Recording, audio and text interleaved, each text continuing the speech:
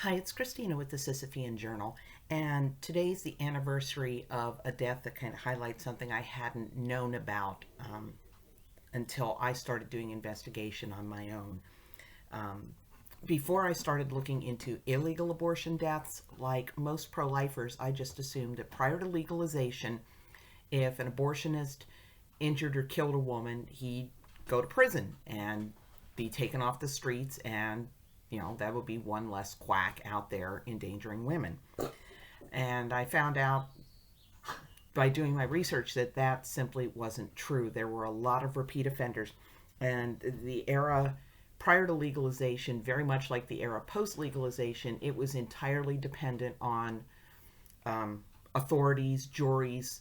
Um, in this case, I would love if you would like, share, and subscribe and get me monetized, because I do want to go to Chicago and research some of these cases and find out the reasons why the implicated abortionists were able to walk free. And in this case, we're looking at the death on May 19th of 1932 of 24-year-old Irene. She died at West Suburban Hospital in Chicago and had named Dr. Lou E. Davis as the abortionist who had fatally injured her. Now, Davis had already been implicated in the abortion death of Anna Adler in 1913 and Mary Whitney in 1924, and then Anna Borndal and Esther Wallstrom in 1928. So she already had a number of abortion deaths blamed on her.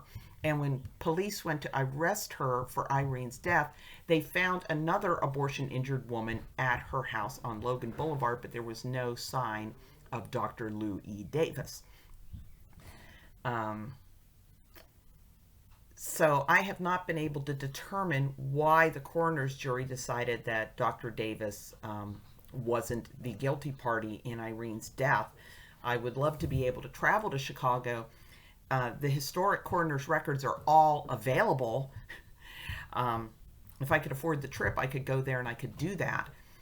So, again, the issue is why were there Kermit Gosnells before Roe when everything was in place to put these people in prison?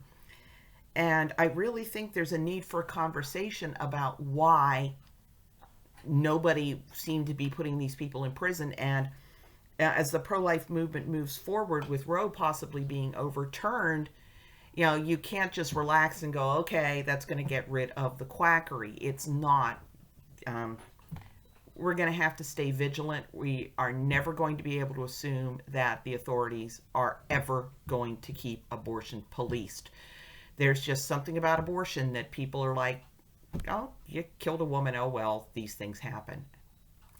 For pro-lifers, of course, it's not acceptable, but for some reason, for people who support abortion as an option, the occasional dead woman, as long as abortion is legal,